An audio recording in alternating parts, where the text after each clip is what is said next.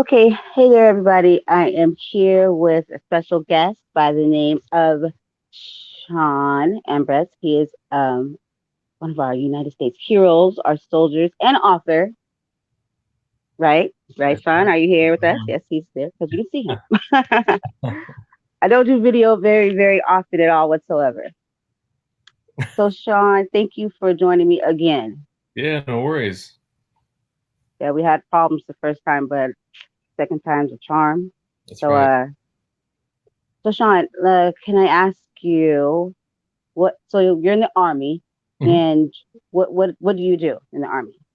Um, so I'm a military police officer, but right now I'm just an instructor. So I teach the senior leaders course. It's more of a leadership development institutional course that's mandatory before you become a senior leader. So I'm one of the instructors here for that. Awesome, awesome. So exactly did you enlist? Um, Valentine's Day 2008. Awesome. Okay. Was that that was just like random the Yeah, Valentine's Day? yeah. So yeah, okay, that's pretty cool. Okay. So since you've enlisted in the military, how has it changed your life? In every aspect. I mean, I don't even remember how I used to be, 12 years ago. So couldn't even tell you. Probably everything's completely opposite. I used to be a quiet kid, and not that I'm a loudmouth now, but I'm not afraid to not be shy.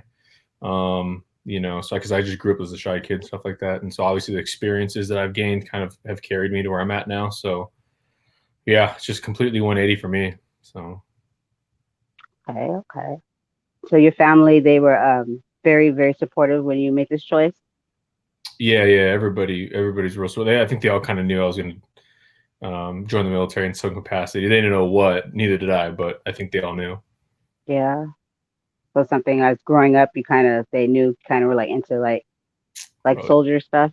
yeah, I was watching all the movies, playing soldier in the backyard with my cousins, and yeah, so I grew up on all that stuff. Destined to be a hero. Well, I'm very grateful to you. So Thank you. um, taught me a lot. I learned a different kind of appreciation. I really didn't know. I knew, but after I spoke to you, I completely knew what the military, what they stood for, and what it Mhm. just I took it to heart. So I get very offended and disrespected. I have your guys back. Thank you. You're welcome. Yeah. So, from all your experiences, you have became an author of Ghosts of the Valley, right? Mhm. Yep. Okay. Can you tell us can you tell us about your book?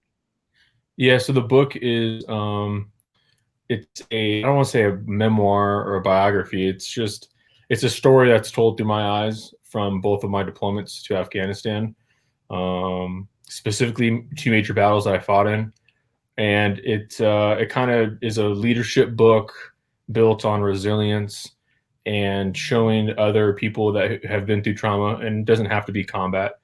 That they're not alone, and that there's resources out there and people care, and just us as a human race, just it's how we cope and deal with things, and people have different ways of doing it, but they don't need to do it alone. So hopefully this book will inspire them to reach out to others or maybe even tell their story. Yeah, that's awesome. Awesome. Okay. Yeah, I well today's the 6th.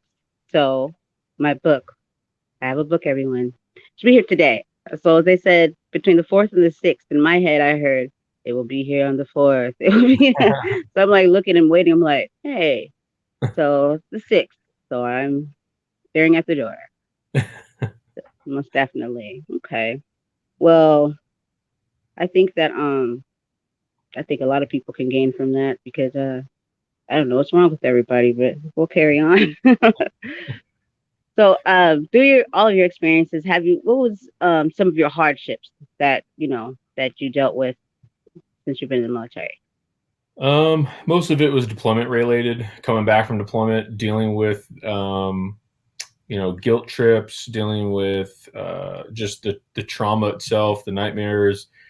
Um, I think just the aftermath, the it kind of takes on your mind. I mean, there's been some artists that have taken, for example, for visual learners, they've taken pictures of a soldier before, during, and after a deployment, and how they've changed physically. Just you could see it in their face. And war just drains you, it slows you down, it ages you very quickly. So just dealing with all of those demons coming home, I think, was the hardest part both times. But there hasn't really been many other challenges. I'm not saying the army was easy, but I had some great leaders that like put me in positions to be successful. So some things just came naturally, and a lot of it was luck as well. So other things haven't been, I want to say, difficult. Just I work hard for it. So Okay. So I know also. Did you like know? Because I know when we spoke, you said about a good 2% of soldiers in the military see actual like war, yeah. and they go over. And do you like you never know when that who that's gonna be, right? You just No, I mean, so yeah, I don't know the exact percentage. I was just kind of making it up, but I do know it's a very drastic number. Over the course of 20 years, God has to have been over a million easily, probably close to two, if that, people that have served in Iraq or Afghanistan, in 2 decades. And so, of all those people, and this is just me again, just guessing. It's not a factual statistic, but I've read things out there that showed that only like around 2%, if that, have actually seen real raw combat, not some rocket that flies in 100 meters away or something. Like I'm talking about like direct action with the enemy, maneuvering on them to kill them, kind of combat. And so, yeah, you never know when or who that any of that's going to happen. It's hard to tell in the today's modern combat. It really just depends on where you get stationed and what the situation is around where you're at. But when it comes to future wars, I mean, Iraq, Afghanistan, we were pretty established. We have little bases all over the place, all over the country, and we kind of operate out of those. But when you look at future wars, I'm not going to name countries' names, but if we go against another country who's equally as powerful as us, as far as peer to peer type battle, they have tanks, we have tanks, kind of thing. It's going to become very difficult, and a lot of people will die, and a lot of people are going to see combat then. So, having combat experience is good because we could spread that knowledge for to future generations. So, yeah, for sure. I know that a lot of times I'll hear someone, usually fairly young, they'll say, I'm just gonna go to the military, and then they'll have all these reasons like the benefits from it. mm, Would you say that this is something that you would need to really take a look into and research? It's not obviously for me, it's not something you take lightly because this is like a life changing, selfless, yeah. very, very serious position that you'd be taking. Well, I mean, at 18, 17 years old, you're not thinking about those things. You don't know what love of country is. You don't know what sacrifice is. I mean, fuck, you still complain about taking the trash out at that age. So you really don't know anything. And so it's hard to just want to crack down on these kids for that mentality because we all had that mentality. Half of Yeah. us joined during the time of war. I mean, I joined in '08 where Iraq was calming down and Afghanistan was starting to come up. And, a lot of guys were joining. They were just straight up blunt about it. Like, I want to go fight, plain simple. Fuck the benefits. Like, I just want to go fight.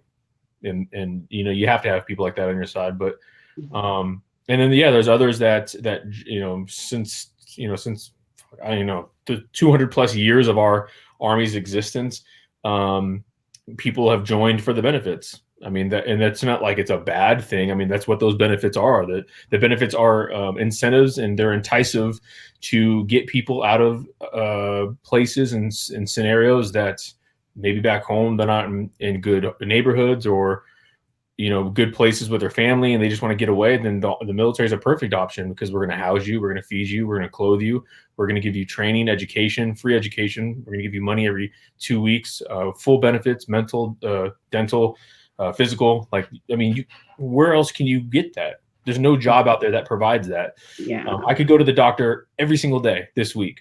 I go to the ER right now for no reason whatsoever, and I don't have to fucking pay a dime. So when you look at the benefits of all of it compared to like a lot of people have insurance and they can't pay to go to the ER and they'd rather just stay home sick and they can't afford medicine, like this is one of the best options you can do.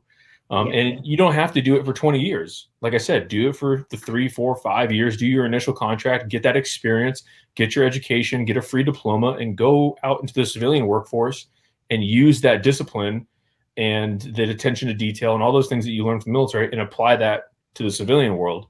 So that's why a lot of countries do mandatory military service because it forces all of the civilians to be on the same page, understand what the military goes through, understand what sacrifice and love of country is, and that when they go back into the civilian workforce, they apply that same discipline that they learned in the military, which then makes their economy better. So just Mm. drives a good working force.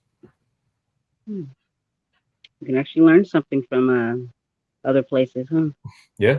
We can work together. No, we really can. I don't understand what's going Yeah. on here, But but we just don't do that because we're the country of the free. So, and when we leave it, every choice as every human choice, pretty much is up to that individual. And so, mandatory military service, unless a draft is called upon, should be the individual's choice. I mean, that's why we do have the people that serve in the military now because they're willing to go step in yeah, front of those bullets so that we can maintain that constitution that says, if I don't want to serve in the military, I don't want to serve in the military, or if I want yeah, to go do this, I'm gonna do that. And so we fight for those rights. So that's what also makes us unique. So yeah. Which is pretty cool because you should want to do. I don't think I would want to be that person that didn't want to, and then I wouldn't want to have some, that could not work out too well. yeah, As far as somebody that doesn't. But to each his own. Um, Learn something every day. Well, so I don't want to. Let's see. I want to ask you something. Do you find it odd, or what would you say to people that I don't think it makes sense to fight with people in your own country. What could you we, say to a bro to I see pain and hurt and confusion. What would you say to some to a people that that just because I feel like you guys are out there and you do what you do to you because you want to and you protect us and our country and then we're over here. You know what I mean? Like really, this is what we're doing right now. And yeah, all I want to do is speak like good. No, if we've done enough negative, like goodness, kindness. No more negative. Just hmm, speak. Just good. I don't want to speak negative or complain or anything anymore. And I just don't hmm. know. What would you say? To the person who is tired of what like where things are at currently.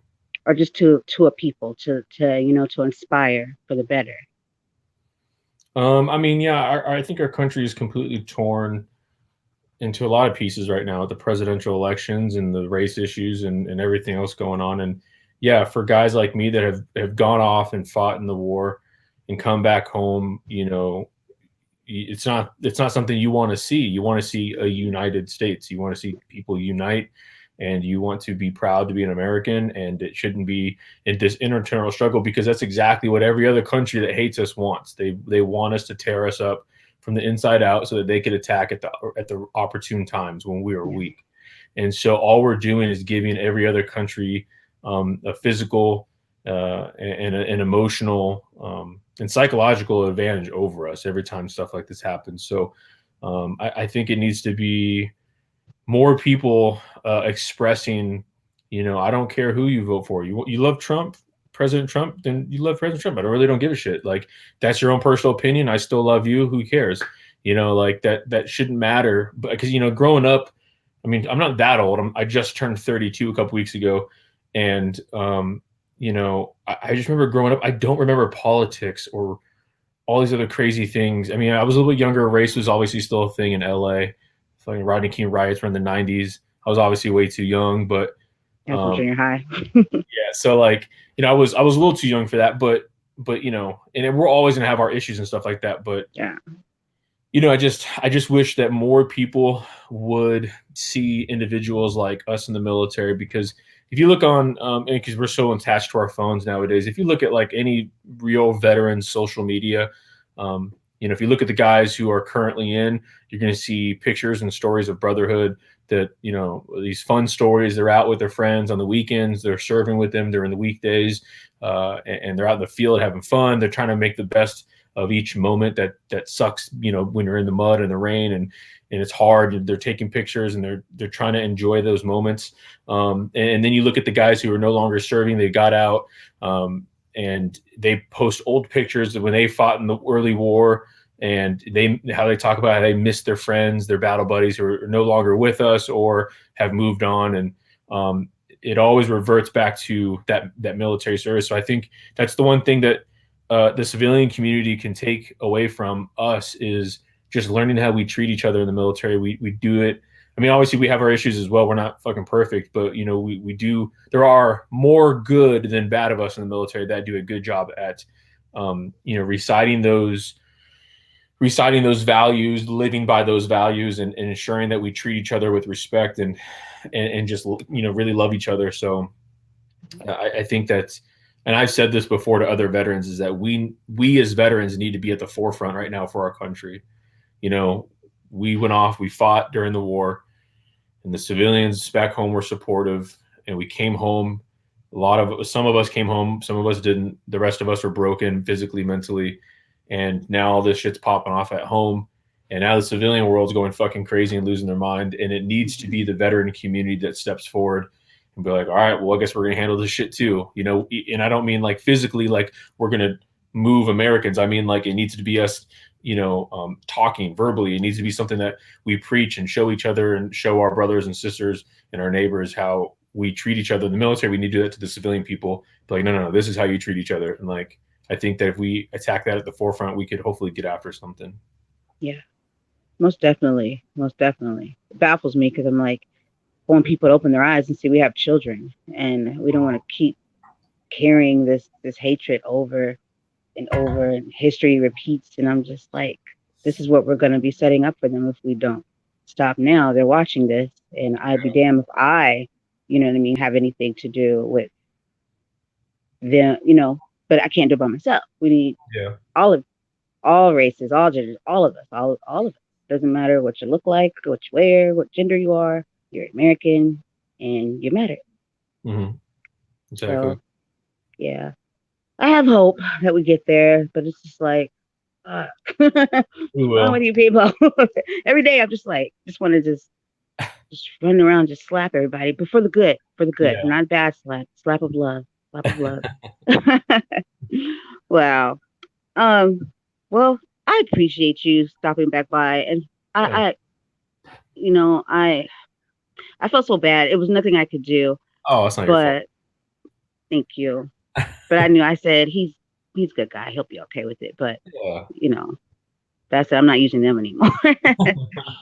But I know you have things you need to do, and maybe we can talk again another time. So if Yeah, you let's do wouldn't that mind, yeah, after you read yeah, the book. yeah, for sure. Oh my God, I'm so excited. The door should any moment now. I'm calling. I really am. Uh, so if you could leave the listeners with the name of your book again, where they could find it, and any social media links you have or anything you want them to know.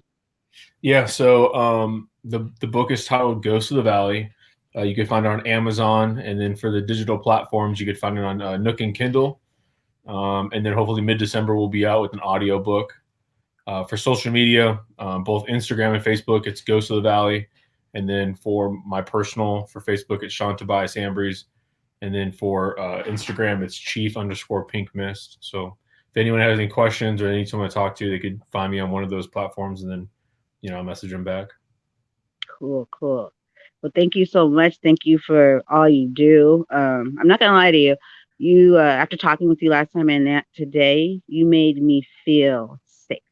'Cause I didn't feel safe. I felt lost, and this has been the roughest year. Yeah, it's been a rough year for everybody, and just a lot of crazy things going on in the world with other countries, and there's a lot of uncertainties and unknowns. But ultimately, from I can tell, I'm not a political guy. I really don't know much about politics. I It doesn't interest me. Um, but from a military perspective, I could, just because of the training I've witnessed, the people I've met, and the equipment that we have. If anyone tries to go toe to toe with America, I mean, it doesn't matter if they're equally as great as us with the same equipment. It's just the American will that, like, it's literally going to be, you're going to have to kill all of us. We're going to do everything we can to protect this country, no matter what that threat is. Americans just don't fucking quit. So That's we'll right. continue to go out every day and protect people. So don't feel like you should feel unsafe for any reason. Um, Although I'm older and I'm not the one doing the fighting as much anymore, there are many people, a lot of my younger soldiers, a lot of people are still coming up in the ranks that are going to be great future leaders, and they're going to provide a lot of wealth of knowledge and experience to our army. So um, from a military standpoint, the safety standpoint, yeah, always be cognizant of your surroundings. Always have a plan every time you go somewhere. I mean, I always do. I always have a plan everywhere I go, no matter where I'm walking. I'm always looking for the next piece of cover and concealment if something pops off.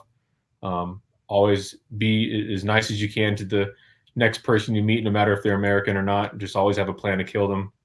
It's the way it is. So, but as far as feeling unsafe, I wouldn't feel that.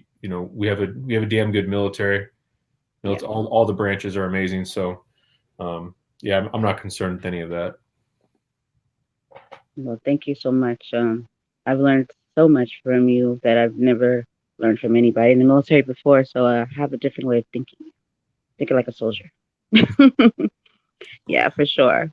Well, everybody, this was our amazing hero, soldier, author, Sean Ambrose. I say it correctly, right? Ambrose? Okay, Yeah, just making sure. Don't like screwing up names. Well, thank you so much, and you're welcome here anytime. You're a family of Voices of Courage, and just we appreciate you. thank you. I appreciate you having me. Thank you.